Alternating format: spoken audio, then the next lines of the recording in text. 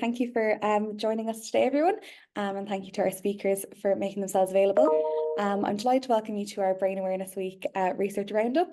So we have many of the contributors to our research ezine who are here today to provide us with, I suppose, a verbal explanation of their research updates and the very important work they're doing. We have both seasoned researchers and an emerging new talent with us today. So delighted that you could all make yourselves available. And I'd just like to note as well that our speakers have very kindly agreed that their talks will be made available after this session for anyone who is unable to join us today. So Hugh, if that's all right, I might hand over to yourself for our first session. Are you okay to share screen? It's just give me a notice that this participant I can't share my screen at the moment. I think if I make you host, okay, you should be able to. Right, I'll try that again. Do that. Yeah, you should be able to do it. Oh yeah, that's super. Thank you.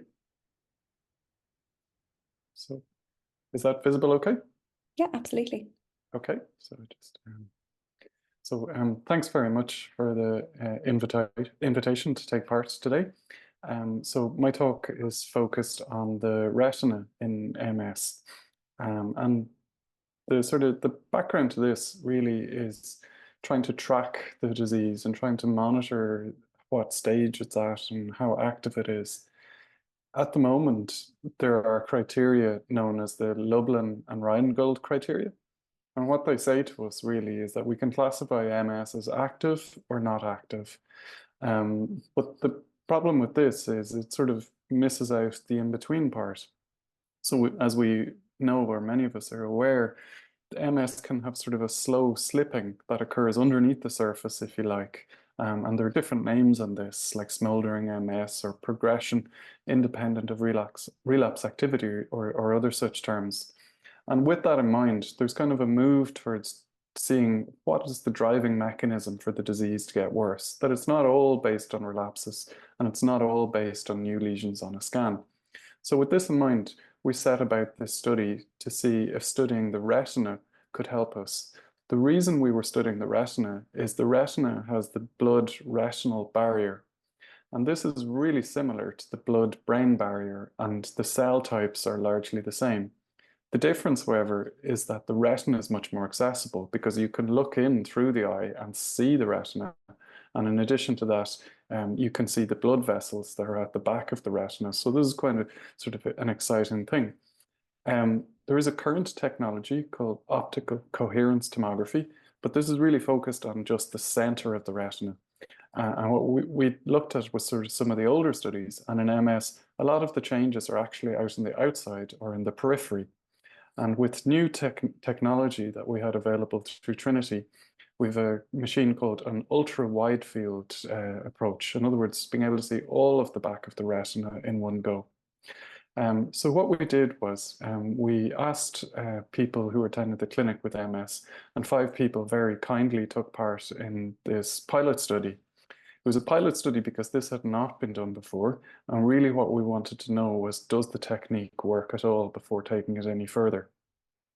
What we did is we took down sort of the demographic features as well as the MS medications, and then all of the participants had an ultra-wide field technique examination of the retina. In terms of the people who took part, as I said, we had 5 people. They all had relapsing or remitting MS, and they were all on a disease-modifying therapy. So the therapies used were different for each person, and they're listed here. They're very sort of standard treatments. The disease duration was about 11 years, and as you'd expect with many MS studies, there were more women than men participating, really reflecting what we know happens with the disease, that it does affect women more frequently than men. In terms of the results then, this is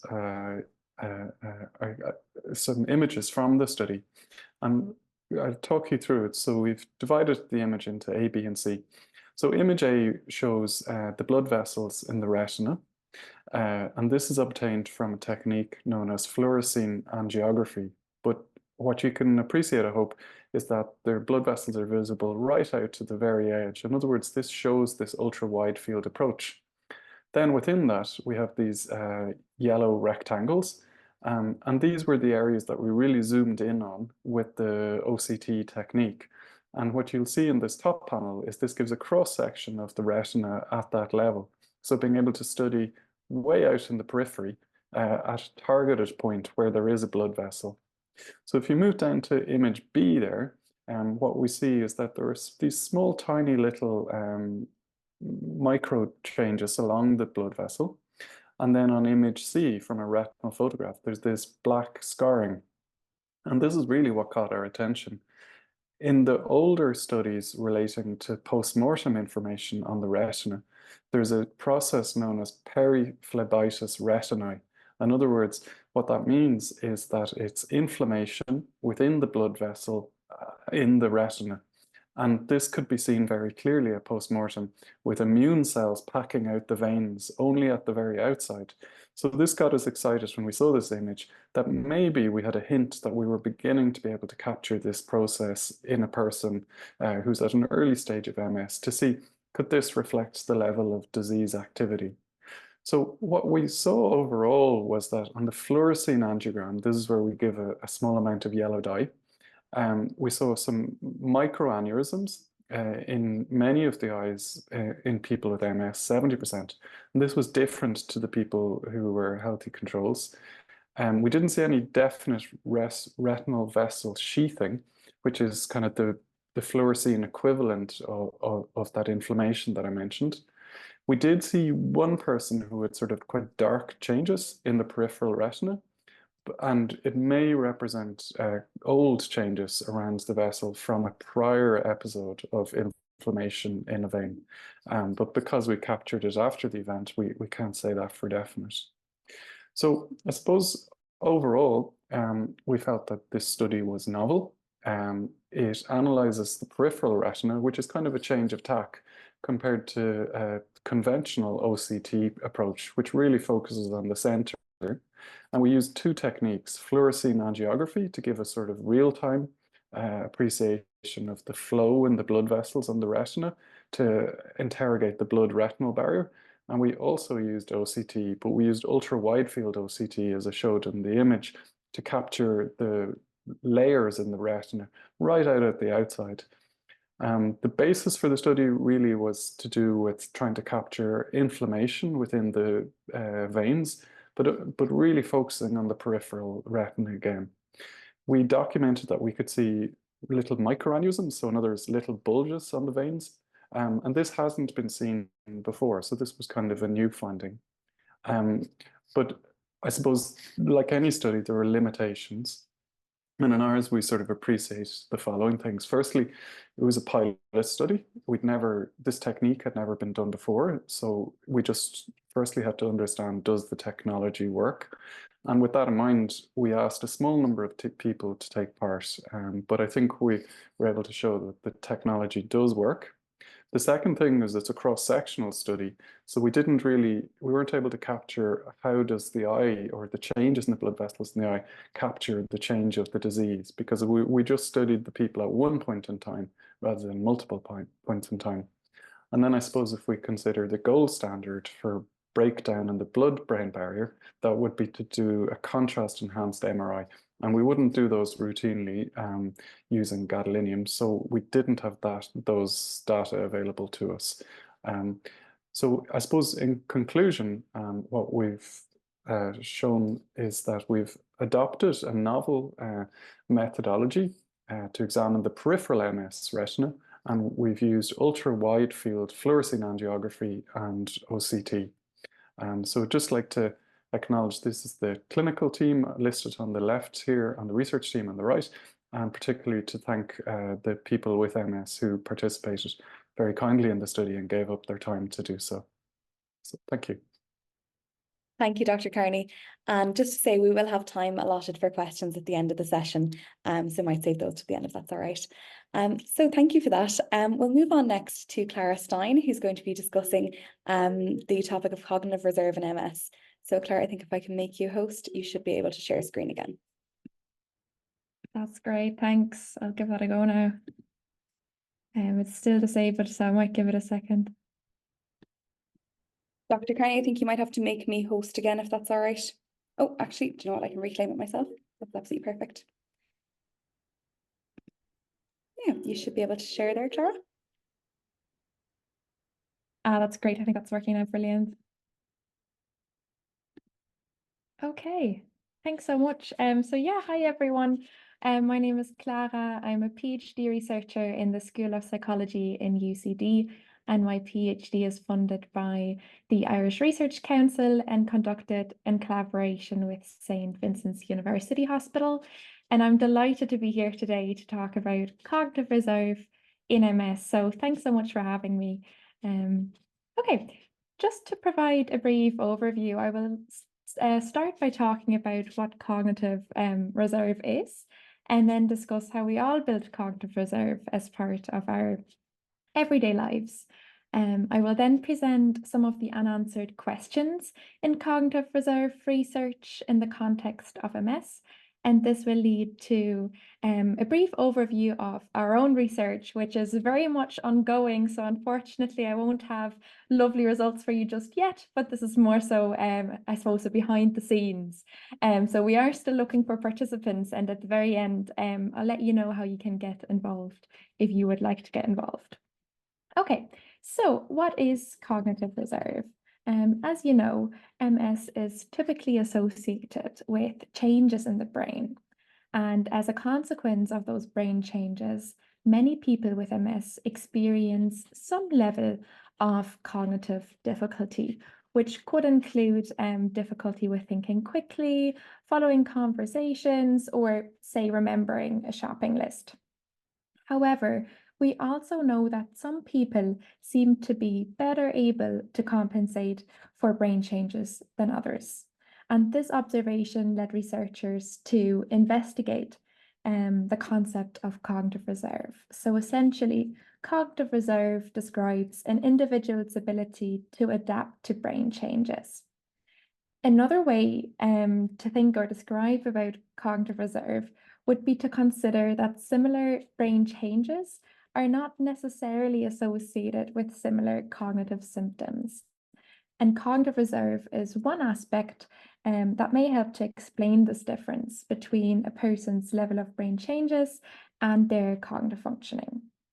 This concept of cognitive reserve was originally developed and researched in the context of dementia and aging research, but it has since been investigated across various contexts, including MS.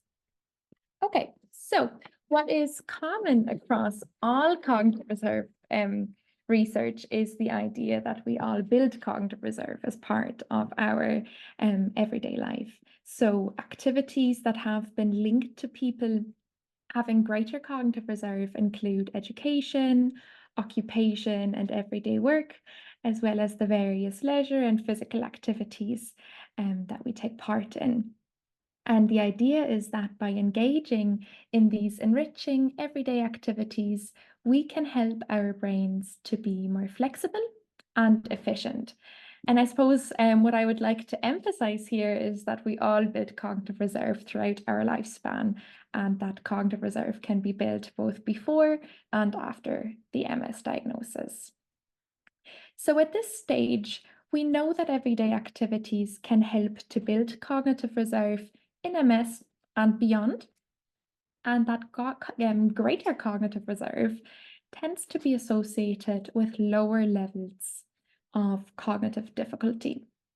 However, we know much less about how common MS symptoms interact with cognitive reserve and how this may impact on cognitive outcomes in MS. So common and visible symptoms of an MS include fatigue, depression, and anxiety. And I'm sure we'll hear a bit more about those later on. And I'm sure that we can also all appreciate that the experience of these symptoms may, for example, impact an individual's ability to engage in leisure activities and other everyday activities. And whilst this might seem really obvious to us, research on cognitive reserve in MS actually often has not considered that common MS symptoms may be influencing people's engagement in everyday activities. This may be partly due to the fact that most cognitive reserve measures were originally developed for a general adult population in the context of aging research and not for people with MS in mind.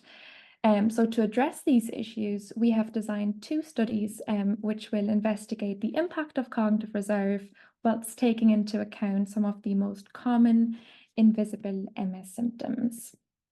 So the first study is an online survey which is open to anyone with and without MS who is aged 18 to 60 years. We began recruitment for this study in November of 2023, so last year, with the help of MS Ireland, who very kindly circulated this research opportunity online. And we are still looking for participants for this study, so I'll explain in a bit how you can contribute to the survey if you would like. And the second study is conducted in collaboration with St. Vincent's University Hospital. And here we are recruiting people with MS who are receiving their routine clinical care through St. Vincent's. So most of the data involved in this study will be routine clinical data, but we are also meeting with participants for a 30-minute Zoom call to collect some additional data. Okay, so what's actually involved here? You'll see that we are collecting almost the same variables for each of the 2 studies. For all participants, we are interested in measuring various aspects of cognitive reserve, including education, occupation, and a whole range of leisure activities. To examine whether cognitive reserve protects against cognitive difficulties, we will ask all participants to complete a brief online task, and we will also be asking participants to self-report their experience of cognitive difficulties through a questionnaire. And because we want to consider people's lived experience of MS, we will also be asking participants to complete self-report questionnaires on fatigue, depression, anxiety, and quality of life. If you are participating as a patient in St. Vincent's University Hospital, in the second study, we will also be looking at a more detailed cognitive assessment and at MRI brain scans. With this information, we will then be able to answer our research questions. So in the first study, we would like to find out whether people with and without MS differ in their cognitive reserve building across the lifespan. And we do expect that there might be some differences between people with and without MS. So we would like to find out if common MS symptoms may be able to explain potential differences between people with and without MS when it comes to cognitive reserve building. And finally, we are interested to find out whether people with higher levels of cognitive reserve do indeed perform better on the brief online task. In our second study, we are then building on this research, and here we would like to find out if cognitive reserve can explain differences between brain changes and cognitive functioning outcomes in people with MS, whilst taking into account any potential contributions of common MS symptoms like fatigue, depression, and anxiety. And our motivation and hope is that by answering these research questions, we will be contributing to developing interventions and services for people with MS, with, I suppose, the ultimate goal of improving quality of care and life. So, as I mentioned before, we are still looking for participants, and we are hoping to recruit about 150 people with and without MS. You can see here that we have almost met our target for the group of people without MS, but that being said, we would still love to recruit some more people to be able to appropriately age and gender match our 2 groups. And we are still actively looking for people with MS to participate, to bring us a little bit closer to that figure of 150. So at this point, I'd just like to say a huge thank you to MS Ireland, who have been very supportive in circulating this research online. And of course, thanks to everyone who has already participated in this research. We do really appreciate it. So just finally, if you would like to participate in our survey, you can either email me directly and I'll be happy to send you a link. You can visit the MS Ireland website and navigate to research news, which I would recommend in general. It's a great resource, and you can scroll down there to find our study, or you can scan this QR code. If you do scan the QR code, please note that you will require a PC or a laptop with a keyboard to participate, and we welcome anyone aged 18 to 60. Yeah, that just leaves me to say thank you very much for your interest. If you have any questions or comments, obviously you can ask at the end of this session, but you're very welcome to email me as well. So thanks so much, and I'll hand it over to the next speaker. Alison, if you could take control yourself, that would be appreciated. I can indeed, no problem at all. And thank you, Clara, for that. So I'm delighted to welcome our next speaker, Professor Anya Lowett, who is going to be discussing the communication difficulties in people with progressive motor conditions. Thanks very much. So I'm just trying to figure out which screen I need to share for you to be able to see the slides. I'm hoping this is going to work. Yes, that looks like the right topic, so that's a good start. But thanks very much for inviting me. As Alison just said, I'll be talking about communication problems in people with progressive motor conditions, and there's been quite a lot of research done and at least some of these areas, but we really kind of wanted to get a speaker perspective and look at it very holistically and see where people's priorities lie within this. So this is a project I did with one of my research interns who visited me from Italy, Giulia Gasparotto. So thanks very much, Giulia, for helping with all these data. So now the slides aren't moving. Let's try this. That's better. Okay, so let's start with actually thinking about what is communication. Now, the very obvious thing when people talk about communication problems is we think about speech problems and problems with the voice, probably. And this is because that's what we hear and that's immediately obvious. But as you can probably see from this model, there's a lot of other things going on that we also need to consider. And so from a speaker perspective, as I said, it is speech and voice, but it's also what we call the language skills. So this is finding the right words, putting them together into coherent sentences, and understanding what other people are saying to us, kind of following that information. And this is quite closely linked to cognition that we just heard about, which obviously in MS is also affected. So speech, language and cognition are sort of quite an important skill base that we need for communication. But then there's lots of other areas as well that I want to mention briefly. So fatigue, again, something that's quite prevalent in people with motor conditions, can have a big impact on and how much effort they can put into communication. There's environmental factors. So, are we speaking in a noisy or a quiet environment? Is it on the phone or face-to-face? Those kind of things. How good is the listener as a communication partner? Do they know us or not? Are they patient, waiting for the person to formulate a sentence when it's a little bit more difficult, for example? And then personal factors of, has the person maybe lost confidence and therefore they're not that willing to communicate? So, as I said, lots of different factors we need to consider when we're looking at someone's communication and how that is impacted by the disorder. As I said, quite a bit of research that has focused on some of these areas individually, but we don't really have a sort of full picture and kind of seeing, how do these areas compare in relation to each other across speakers. So what we wanted to do before we kind of launch into a big research where we measure everybody, we wanted to get people's opinions about how do they feel about their communication, what is impacting on it. So we ran this survey and we focused on sort of the three main areas, which is cognition, speech, and language. And we kind of subdivided some of these. So for speech, we looked at articulation, which is the kind of ease of sound production, how fluent the person was able to speak, and what their voice sounded like. And with language, we looked at producing language, i.e., finding the right words, putting them together into sentences, but also understanding language, and pragmatics, which is kind of using language appropriately in the context that you're speaking in. And each of these sections had kind of a list of symptoms that we knew were possible from research, and our respondents then said whether they experienced that symptoms or not. And if they did, we kind of asked a follow-up question about how often that occurred. So that was divided into rarely, occasionally, frequently, and always.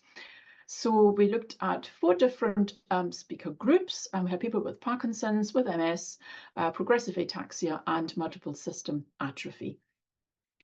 So before I kind of show you the results, I want to sort of quickly look at severity, because we can probably assume that if someone is sort of more affected by their condition, then their communication would also be more affected. So we wanted to kind of just have some information about that. As it was a survey, we couldn't really do any assessments, clinical assessments. So we did some sort of very basic questions on sort of how much they were able to move around. So we have the sort of first group, which is 1 and 2 for Parkinson's. We kind of had to divide it in between the symptoms just on one side or both sides, but the others didn't have that kind of distinction. But so 1 and 2 was basically there are some symptoms, motor symptoms, but they're still able to move around without any problems. The next category up is, slight problems, but still being able to move independently, then being able to walk, but needing a stick or a stroller, and the last one being in a wheelchair. And what we can see there, sort of Parkinson's are in blue. They're kind of the mildest affected group. The MSA group, multiple system atrophy, in yellow were sort of much more severely affected. And people in MS and with MS in red are kind of somewhere in the middle, sort of mild to moderate range there. So let's have a look at what they told us about cognition and communication then. So I've grouped the results by the condition. So we have the MS group as the second block here, and the kind of various clusters, symptom clusters that we asked about are the bars. And so the first one here is cognition, and we can see that the people with MS really kind of had the highest prevalence of symptoms of cognition. So what I should have said is that these are percentages of all the people who responded in that group, but only the ones that told us that the symptoms were either frequently or always present. So we ignored the ones that said they only had them rarely or occasionally. But yes, so we can see cognition is a big problem, MS. And then the next biggest problem was the language production. So that was the kind of word finding, putting sentences together area. And whereas their articulation and the voice problems were really not that significant in the group that responded to us anyway. There's the other language aspects, the kind of listening, understanding language, and also choosing the right words for the context were also sort of quite important compared to the speech aspects. The only speech bit that came up, and that was surprising to us, was fluency, because people with MS are not known for having fluency problems when we're kind of looking at sort of stuttering, which is much more prevalent in Parkinson's. But when we looked at the response category, this was where people said they're getting stuck on words, and so we're actually thinking that's maybe not so much of a speech issue that they were experiencing, but more reflective of the word finding difficulties that they had. So really, as a kind of summary, the MS group kind of really showed the highest level of cognition, but also these language difficulties, which were not as prevalent in the other groups, which we can see here on Parkinson's being articulation and voice, and the same with the ataxic speakers. With the people with MSA, they were really quite severe, so they had big problems all across the board. Just a couple of sort of free text comments that people also left, because we gave them the opportunity to say if there's anything else that bothered them or just elaborate.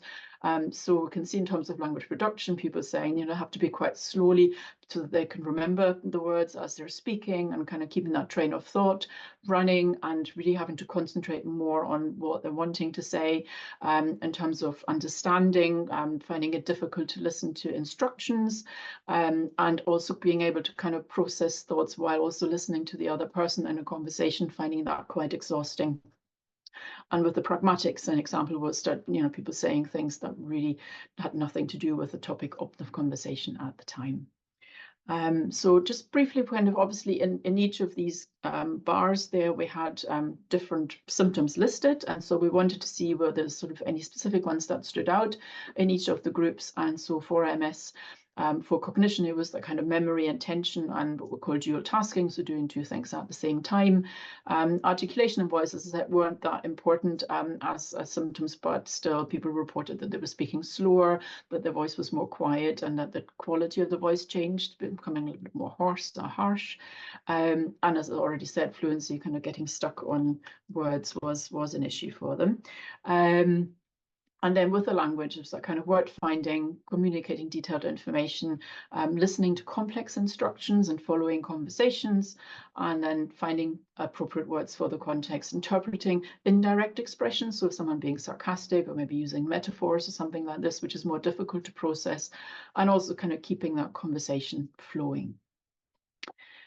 So all of these issues can have an impact on how much people communicate, and that, as I said, kind of depends quite a lot on the speaker. So some people are quite impacted by these and really withdraw from communication, and others don't really mind so much and still take part as much as they used to. So we kind of ask people how much their problems impacted on their motivation to communicate. Now, just as a slight thing here, so this is in relation to all the respondents. So this again includes the ones we even said that they had symptoms only rarely, but we can see even with that, we have about 55% of people with MS who said that it did impact them on how much they communicated, and that was even higher for people with ataxia and MSA. With the Parkinson's, it was about 50-50, but remember they were quite mild in how they were affected.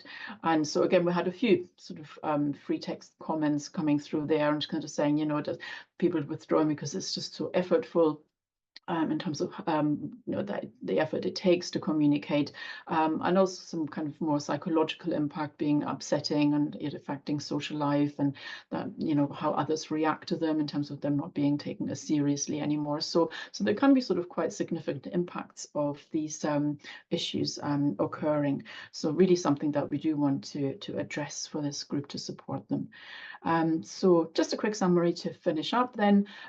So we really found that across all the conditions, nearly each one of these communication aspects that we looked at was affected. So there wasn't a single one where there was absolutely no impact across any of the speakers.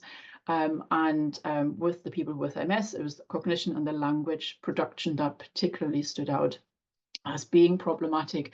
Now, when we're looking at current research into clinical trials and what speech and language therapists can offer to support these people, and also psychologists, obviously, in terms of the cognition and all these other groups, health professionals that can help with that. So we do have treatments for cognition, and we have research looking at speech improvements, but there is absolutely no research at all that has looked at a language program for any sort of people of these progressive conditions. And so we've kind of really, I think, have a good rationale for investigating how we can support people in terms of their language skills in future, and that's hopefully something we will be looking at if we get the funding for it. Thanks very much. How do I stop sharing? There's a stop share. Super, thank you so much, Professor Levitt. So we're absolutely flying through the agenda. So what we can do now is we can take a 10-minute comfort break just for anyone who needs to make a cup of tea or use the bathroom, and we'll be back here in about 10 minutes at 2:45.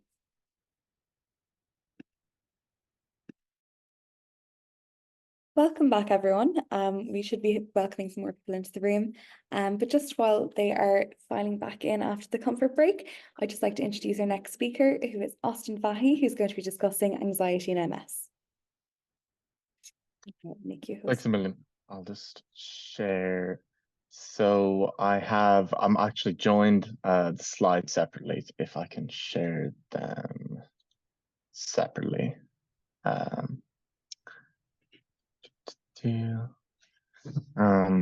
I can make that other one host, actually. That'd be perfect, yeah. Just bear with me for 2 seconds. Thanks a million. Yep.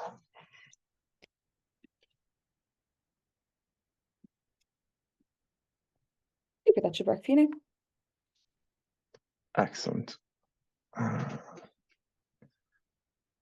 So, can you see this okay? Nothing yet, Austin. Nothing yet. Okay, let me try again. Share. Okay, this should be on. I share my screen. And then. Yeah, we're with you. Perfect. Okay, look, first and foremost, thanks so much for the opportunity to be here. I'm going to do just a quick tour through the the studies that were included in part of the PhD that I was able to submit recently under the supervision of Dr. Rebecca McGuire. So yeah, so first and foremost, the area we're talking about is anxiety in people with MS. We know that anxiety is a very common, very impactful experience for a lot of people with MS. And those impacts are both psychological and physical. So despite all this, there's relatively little research into anxiety in people with MS. So first and foremost, we wanted to conduct a systematic review of recent studies looking for some associates of anxiety. We then fed those results into a survey study before gathering richer qualitative data in an interview study. We did a secondary data analysis of the FRAMES project, which Dr. Rebecca McGuire was also involved in, before finally finishing up by looking at a support for people with MS who may experience anxiety. So to provide a little bit more detail on that, firstly, the systematic review we conducted looked at studies between 2015 and 2021. The biggest findings out of this were that really there are multiple associates that could be targeted by supports that might help then improve the experience of anxiety in people with MS. So the biggest factors coming out of it were exercise, social support, and then self-efficacy and other psychological factors related to coping, but self-efficacy being the strongest one, and self-efficacy here being kind of how we perceive our own abilities and how we perceive our control over our own outcomes. So these were really interesting findings. We wanted to follow up on this by looking at some of those same factors. Of course, while we're doing this research, the COVID-19 pandemic is very much going on, so we gathered some additional data related to that as well, and the impacts that may have had. So very interestingly, a lot of the factors that we found in our review that were associated with anxiety came back as significant in our survey study as well. So namely self-efficacy, social support, and exercise. And adding to that intolerance of uncertainty, which is how we deal with uncertain situations, which of course MS is kind of inherently linked to. So like I said, we gathered a little bit of extra data about how COVID-19 may have impacted anxiety. So unsurprisingly, there was a lot of personal health concerns around the same time, a lot of social concerns due to restricted social interaction, as well as additional burdens and responsibilities, namely employment, things like homeschooling. But also interestingly, for some people with MS, there was no effect or even a positive effect during the pandemic on anxiety. Some reports of just having a little bit extra time, having situations where made it a little bit easier to manage certain symptoms. So after these findings, we wanted to get just a little bit of a richer picture of how these experiences manifest for people with MS. So we were able to conduct 9 semi-structured interviews around experience with anxiety. And we also looked for input, direct input on what kind of supports might be beneficial for people with MS. So here's some of the questions that we would have asked in relation to that. So all kind of different dimensions of what I described there. So our findings from this, first and foremost, we found anxiety to be a very familiar, very common experience for the people with MS we interviewed. MS was described as a near constant source of anxiety, impacting multiple areas of functioning and different areas of quality of life. We also found that COVID-19 had a significant impact on anxiety with, and it was described as near unanimously increasing anxiety in the people with MS we interviewed during the pandemic. But even after the pandemic and social restrictions had eased, a lot of people with MS that we interviewed actually reported a spike in anxiety once lockdowns had eased due to sustained medical vulnerabilities, but also lessened social distancing and other social health guidelines being adhered to. We also found that people with MS generally had a good battery of strategies for managing anxiety. The biggest being kind of controlling what you can, so applying those self-efficacy in some instances and applying acceptance in other instances, and the flexibility to be able to balance between those. We also, in terms of our investigation support, found a really overwhelming desire for peer support. There was also it was seen as important to provide information and to support the whole family, and not just the individual with MS. So we also found a real need for personalized care that relates to the variability in how MS can present different challenges, calling for different types of support. So following that up, we looked at doing additional analysis on the FRAMES project, which is a large-scale project looking at kind of evaluation of supports and services provided by MS Ireland. So instead of focusing, as we did earlier, on factors, modifiable factors, which might be useful in supports, here we focused on socio-demographic, disease-related predictors, with a view to helping identify people who would be more at risk for social or psychological support needs. So we found that there was actually greater importance placed on psychological supports in younger participants and participants with relapsing remitting MS. We found a greater importance on social supports in younger participants, female participants, participants who are single, and participants who had a requirement of care. Interestingly, though, there was a difference between the findings of importance placed on these supports and actually reporting a need for those supports.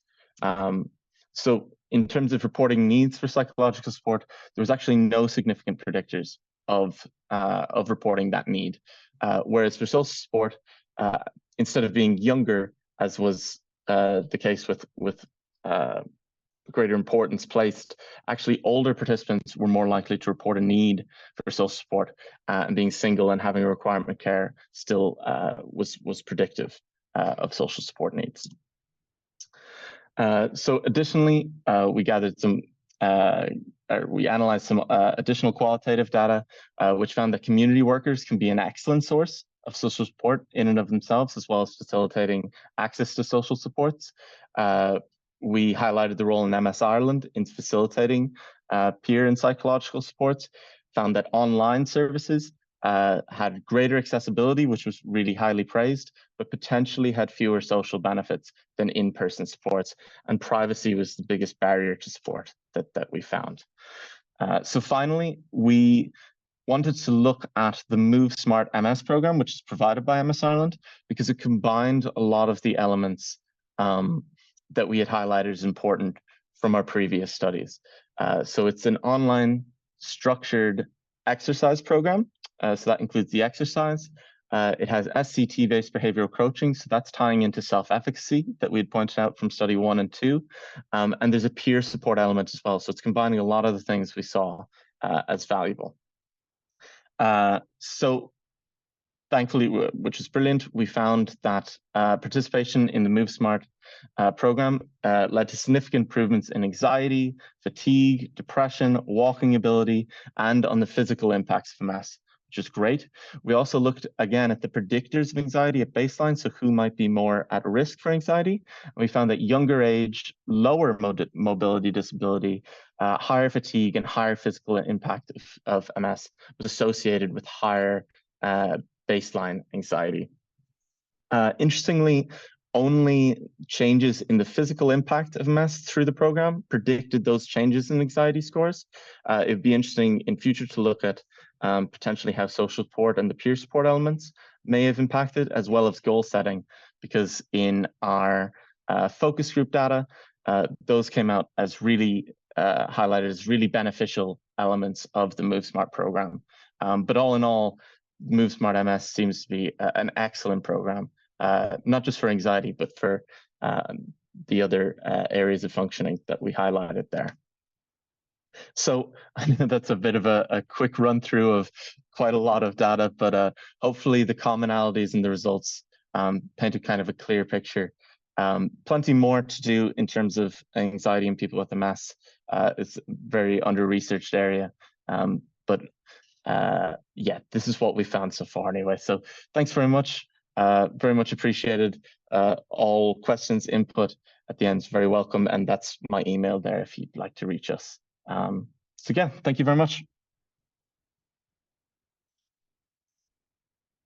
Thank you very much for that, Austin.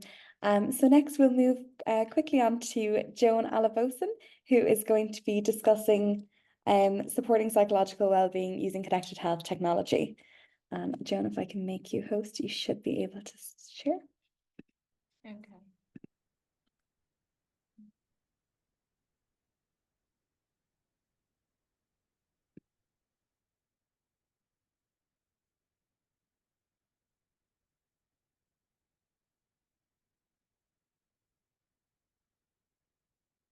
Can you see the slide, please?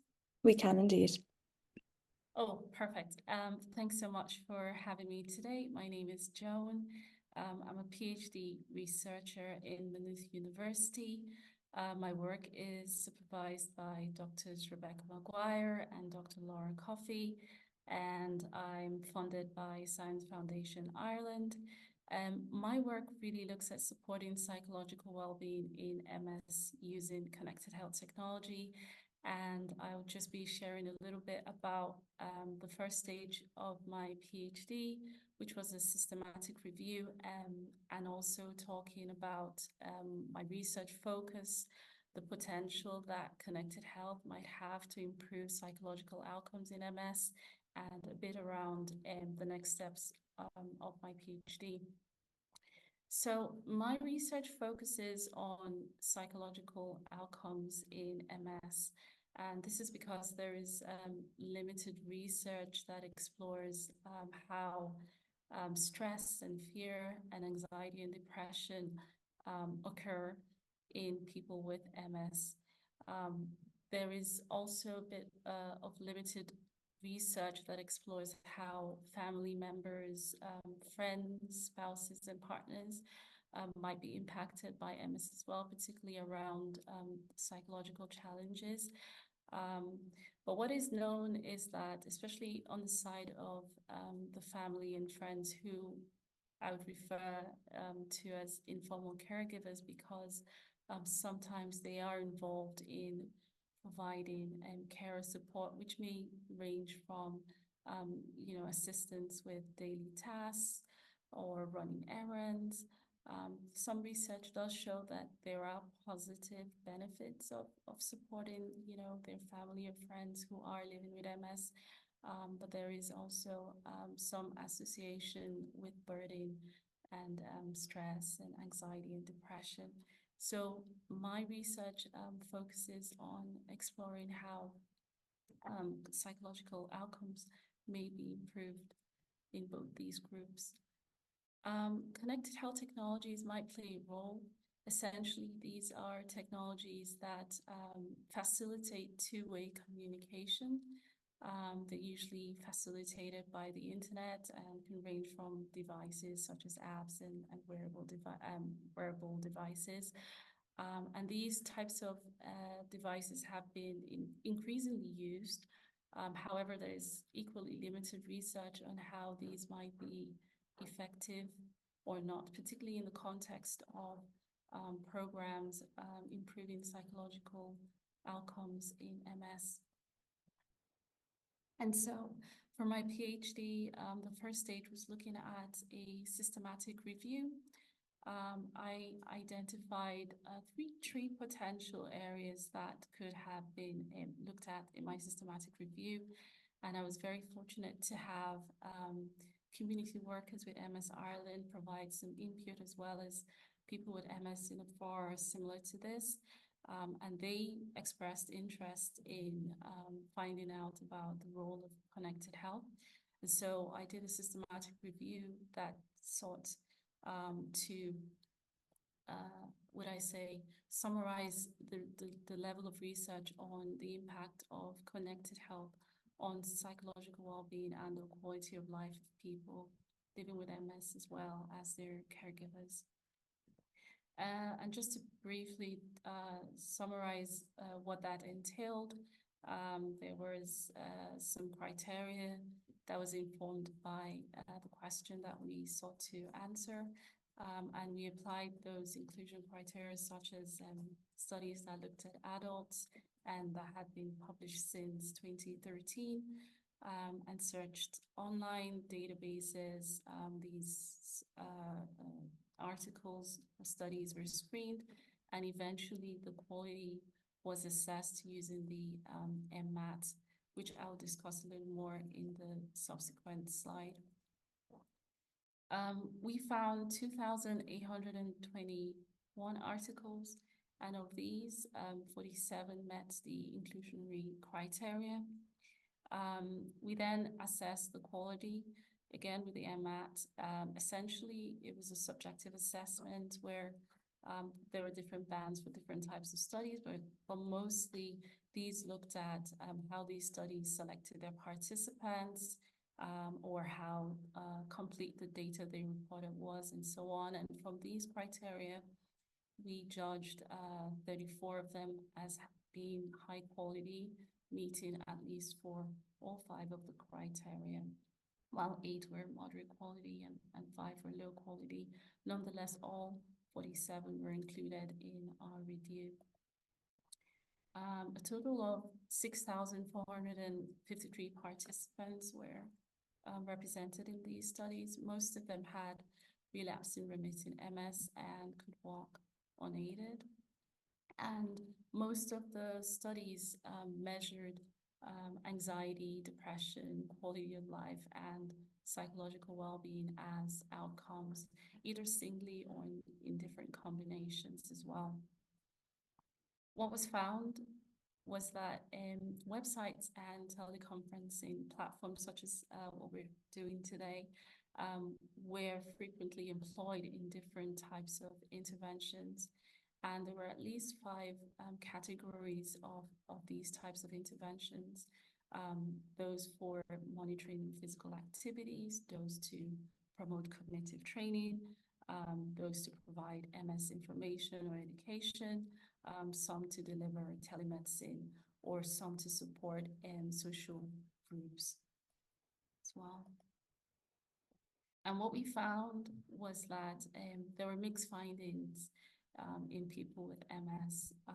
Again, the interventions were very varied. For instance, some were digital diaries, some were teleconferencing, and so on. We did find mixed effects on anxiety, depression, quality of life.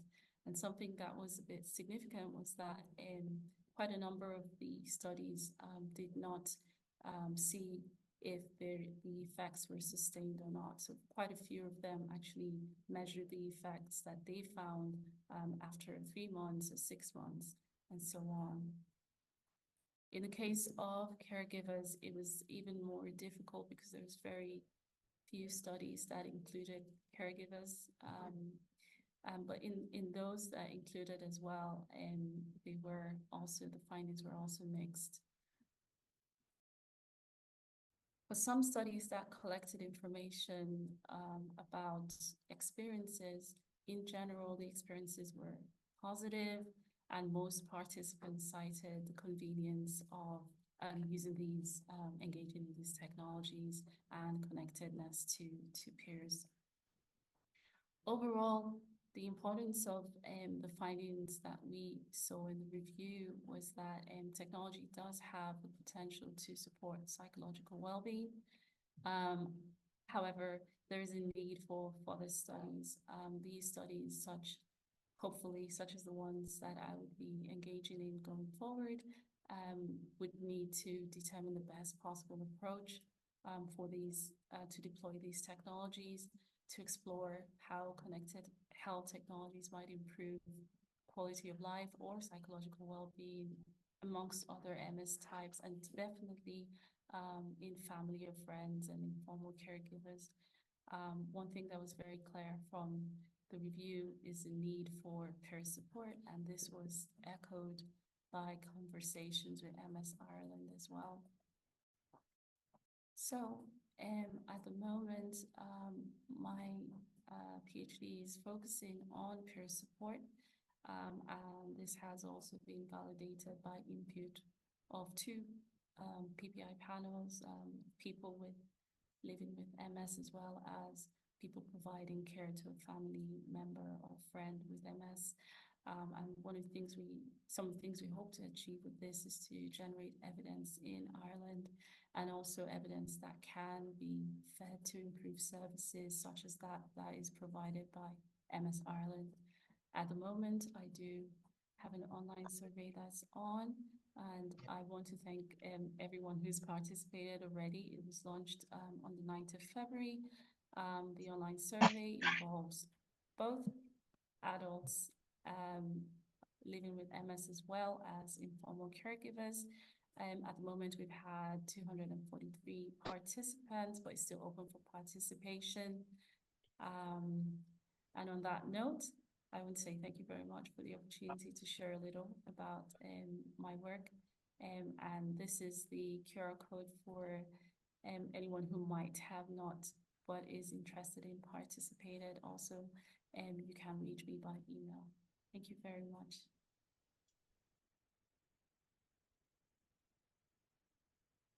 That was so insightful. Next, I'd like to welcome Gillian Quinn, who's going to be giving an update from the Physiotherapy Department of St. James's Hospital. Thanks, Alison. Can you hear me okay there? We can indeed. Yeah, great. And apologies if there's any noise in the background. Alison, can you share my slides there actually? Because I'm just logged on my phone. No Thanks. problem. Yeah, just bear with me a moment or two.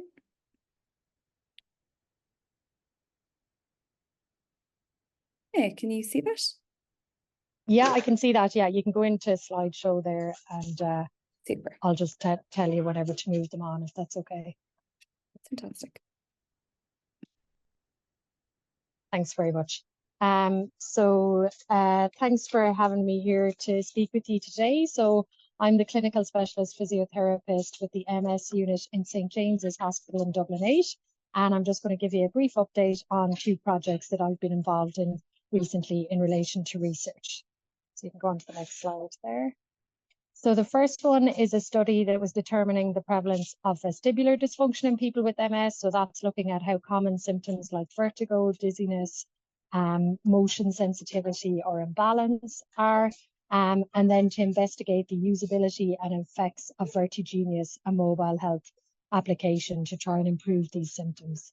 So the study objectives were to determine how common the symptoms were using a self-report questionnaire, to determine the usability of vertiginous and mobile health app, to quantify patient-reported outcomes after using vertiginous. So they were asked to rate the severity of their symptoms of dizziness and anxiety and nausea and imbalance, and to quantify physical outcomes after using vertiginous using measures of gait and balance. So for the prevalence part of the study, anyone attending the MS service was eligible to be included, and they were asked to fill out a self-report questionnaire that asked about specific vestibular symptoms and also asked demographic information about their type of MS, how long they had it for, if they used a mobility aid, if they had any history of falls or fear of falls. And then for the intervention part of the study, patients had to have an active symptom, a documented problem with balance and or dizziness, and they had to be willing to use the smartphone health app and able to mobilize with or without an aid. So the first 16 people who took part and reported symptoms in the prevalence part of the study were invited to participate in the intervention part using the specific mobile app. The exploration of vertiginous was a pilot usability study looking at pre-treatment and post-treatment study design. And after the initial baseline measures that were the measures of their walking and balance and an initial assessment, they were set up with their individualized treatment plan and their specific exercises, and they were shown how to download the app to their smartphone and how to use it at home. So this slide here just gives a nice overview of what the app interface looks like for people using it. So on the bottom left is what the patient sees, and they can see a video of their exercise with clear instructions on how to do it and how frequently to do it. The little head sensor in the middle that looks like a hearing aid goes behind the ear, and they wear that when doing their gaze stability exercises. So they're moving their head, looking at a fixed target on the screen, and it gives them real-time feedback as to whether they're moving at the correct prescribed speed or if they're moving their head too fast or too slowly. And then on the bottom right is what the clinician sees who's using the app from their end. So they have a library of exercises that they can select their specific one from, drag it across, and then they can set different parameters like frequency, intensity, different sensory conditions to challenge the patient or to progress the exercise on further. So looking at the results of this research, first of all, in the prevalence part of the study, this was from 65 participants, and actually we've since completed recruitment and we're up to 80. But from this part of the analysis, 79% were female. The mean age was 47. The mean disease duration was 12.8 years, and the mean EDSS was 3, but with quite a wide range of 0 to 8. Relapse remitting MS was the most common subtype, as would be expected. And vestibular symptoms were really common. They were experienced by 84%, with dizziness and vertigo being the most commonly reported, as you can see there in figure 1. The majority of participants said that these symptoms were recurrent, and the most frequent occurrences of them were less than once a month or 1 to 3 times per week. And the symptom severity ranged from 1 to 10, with a mean of 5. Over a third of them were using a mobility aid, and the most common aid used was a stick. And almost a half had a history of falls, with 38% reporting a fear of falls. Then looking at the usability of Vertigenius, the mobile health app. So the mean age of this subgroup was 44, and 88% were female. The mean disease duration was 11.5 years, and the mean EDSS was 2.4. Balance impairment was reported in 3/4 of the group, and there was a mean of 5.5 exercise programs prescribed over a mean of 13 weeks for a treatment episode. Post-intervention, and this was on 12 complete data sets, there was a significant improvement seen in the patient-reported measures of dizziness, imbalance, and oscillopsia, which is where you feel as if the ground is bouncing up and down, or as if your surroundings are moving around you, and in physical measures of balance and dynamic visual acuity. Usability was high. People were asked to rate this using the system usability scale, which asks about their ease with using the tech, if they found it difficult, if they thought there were barriers, if they thought they lost close contact with their clinician. And the mean adherence was 59.3%.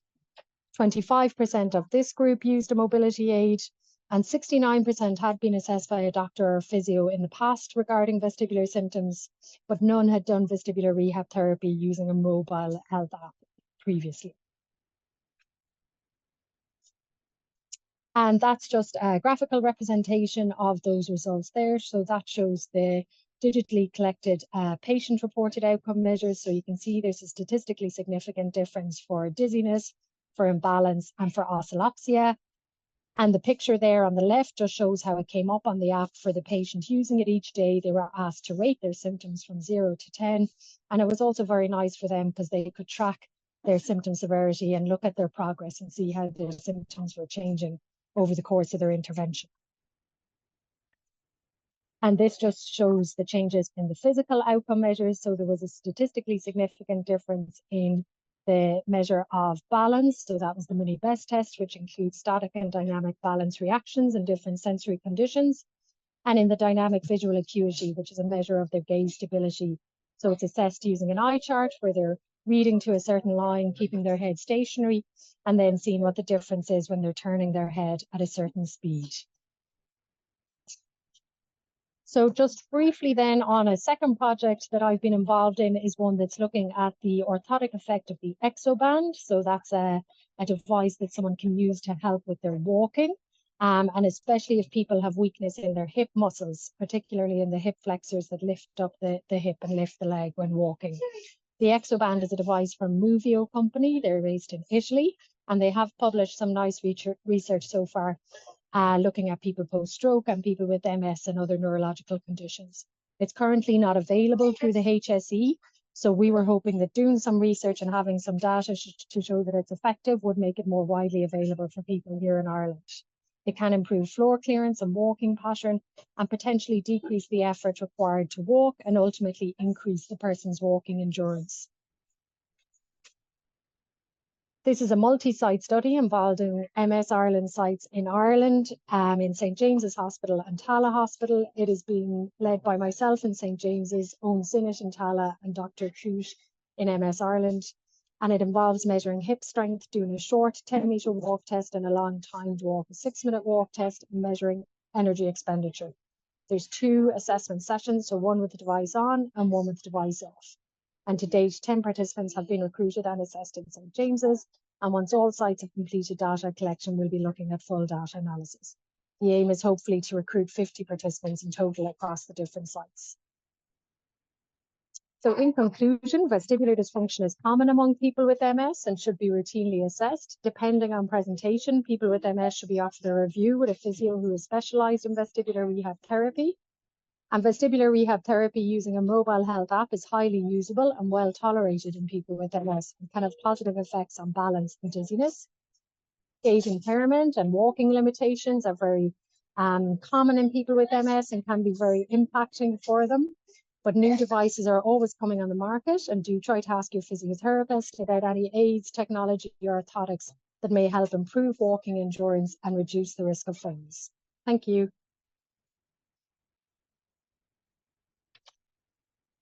Thank you so much for that, Gillian. And finally, we'll move on to Dr. McGuire, who is going to be discussing stigma and MS. Thanks so much, Alison. So I'll just go ahead and share my screen. Let me see. Okay. Can you see that now? Is that working?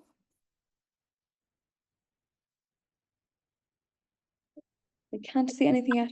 Oh, something's happening. Yeah, be happy now, Rebecca. Perfect. Okay, great. Right. Delighted to be here today, and such an interesting lineup of talks. It's been really enjoyable. So I'm going to talk to you briefly today about a study which we've conducted in the area of stigma in MS.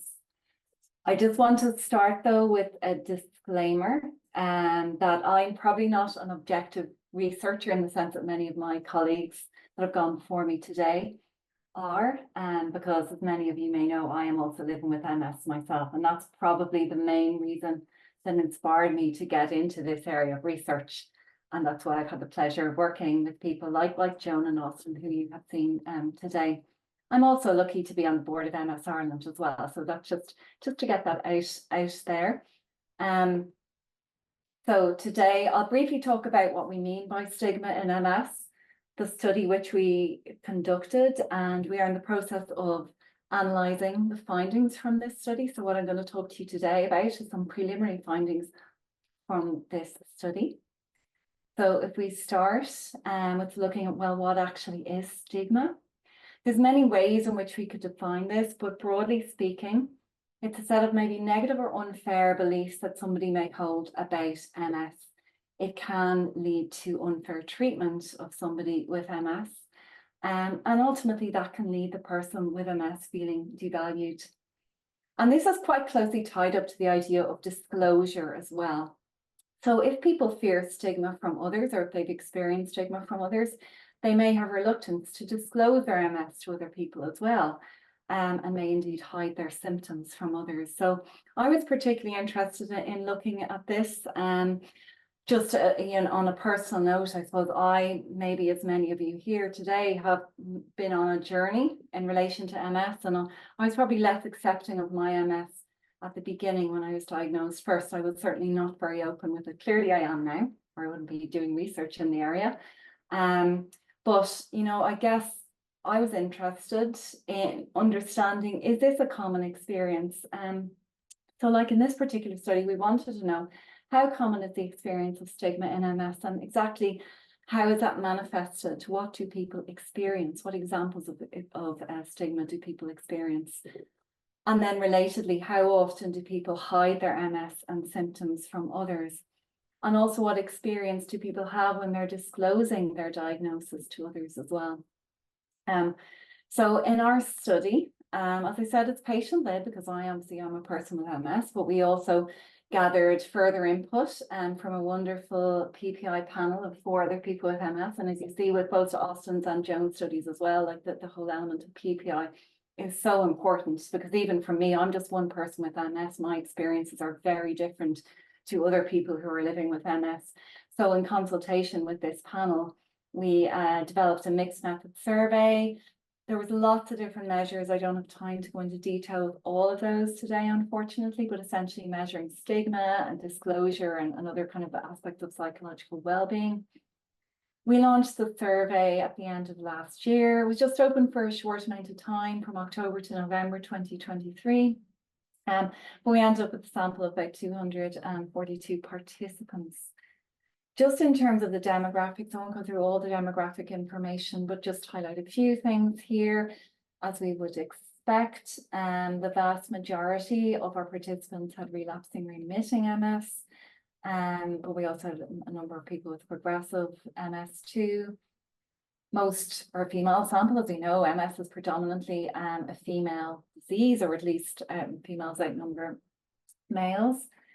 And in terms of employment status, most of our sample were in some form of employment, either part-time or full-time, but notably a lot of people noted that their employment status had changed to some extent because of their MS. So we won't go into detail on that now, but just to highlight that to you. This graph here is using a tool known as patient determined disease steps, which essentially is the proxy for EDSS. And what you can see here is that the sample were varying their levels of disability and mobility limitations. So whilst a number of the people did not really have any limitations to their mobility or symptom impact from MS, we had people across the wide spectrum of scale here. But also just to note in terms of the sample, although obviously this study is coming out from Ireland, only about just over a quarter of our sample were living in Ireland. The rest were coming predominantly from the UK and North America, although we did have a few other samples represented in this study because we didn't want to exclude it just to people within Ireland. But incidentally, in terms of the analysis by country, the experiences are quite similar. So there doesn't seem to be a country effect here, but just to let you know, that's where our participants were coming from. So to highlight a couple of findings now. This is just showing the distribution of scores on the MS Stigma scale, which we use, a scale developed by Spencer Lau, 2009. As you can see, the experience of stigma was normally distributed, which essentially means that our participants varied in the extent to which they experienced stigma. Now, in this scale, people had to rate their agreement with a number of items. And just to highlight that the items that had some of the highest level of agreement here were the following. Because of MS, I worry about other people's attitudes towards me. I worry that I'm a burden to others. Because of my MS, I feel left out of things. I always have to prove myself because of my MS. People know that I have MS, treat me differently. So it's not to say that all of our participants agreed with these statements, but they had a high level of agreement within our sample. We also asked an even simpler question. How frequently as a person with MS do you experience stigma? And what you can see from the findings here is that only 10% said that they never experienced stigma. So almost all the sample had at least some experience of stigma in relation to MS. And about a third or just about a quarter, sorry, I should say, have quite regular experiences of stigma. In our survey, we also asked a little bit about the sources of stigma. So where is this stigma coming from, or how frequently do you experience stigma from various sources? And maybe unsurprisingly, the biggest source of stigma was from the people themselves. So people with MS themselves maybe were our own worst enemy in terms of stigmatizing our own behaviors. And some people who were dating and looking for potential partners. Again, the sample size is smaller here. I just have in brackets a number of people to which this applied to. but those people also experience quite a high level of stigma. But in an employment context as well, you can see the experience of stigma were quite common from employers or colleagues. On the other end of the scale, where other people with MS, so this maybe is a safe space you might infer for sharing your concerns. Now, in terms of examples of stigma, so what does this stigma actually involve? Well, we gave people the opportunity to highlight examples of stigma that they had experienced using kind of open text responses. So we got a number of interesting responses to this. So first of all, probably the most common theme here is the idea of misunderstandings and misconceptions. Just to give you an example of a couple of quotes here, I've had a few strangers tell me I'm too pretty and young to need mobility aids. I've had family telling me that if I walked more, my ability would improve. So clear kind of misunderstanding what MS looks like and what MS actually involves and how it can be treated. Another one, a colleague once laughed at me when I said I had MS. They assured me that I was mistaken, as if I had MS, I'd be in a wheelchair. And here's another one. I'm not sure if some people may have experienced things like this. You did whatever yesterday, so you're able to do this yesterday. Why can't you do today? Again, the misunderstanding that MS has a number of fluctuating symptoms. And as one person just neatly puts it here, I think most people do not understand MS. That's the biggest problem, stigma. So just this lack of understanding was quite common. Another theme we found, though, that was quite common is this experience of isolation, exclusion, and being overlooked by others. So a number of people noted that friends disengaged when they told them they had MS. So my friend stopped speaking to me when I told her I had MS. A similar theme here, friends and family maybe don't include me in activities. In an employment context as well, this was reported from a number of colleagues. So opportunities are simply not offered. Or as one person put it, I'm handy to have around, but professional progression is now not possible. So again, this is a bit of a concern, I suppose, from the employment context, but also from kind of the social context, that people are feeling isolated. And again, just to say, this is not everybody, but these are just some examples of the lived experiences that people have had in relation to stigma. Some people also reported unwanted inputs. So this experience of feeling judged, judging me on how I walk, asking why I need a walking stick, why I'm not drinking. Just comments, probably intended to be humorous, but only serve to highlight how noticeable my disability is. Some people as well, though, just noted that they didn't really want to be pitied by others as well. So one person said they had experienced strangers needing to tell me they want to pray for me. So this came across as well quite strongly in our comments and examples of stigma. As well, then we did have instances of practical concerns like lack of accommodation, so an inconvenience for requesting anything to accommodate my condition. But some participants also said they experienced stigma from healthcare professionals too, or medical disregard. So as one person said, the healthcare professional might put everything down to my MS, including say cognitive difficulties, for example, as we've spoken. So we know that is an issue with MS, but there could be other reasons for that, like the menopause, for example. I think this person had said.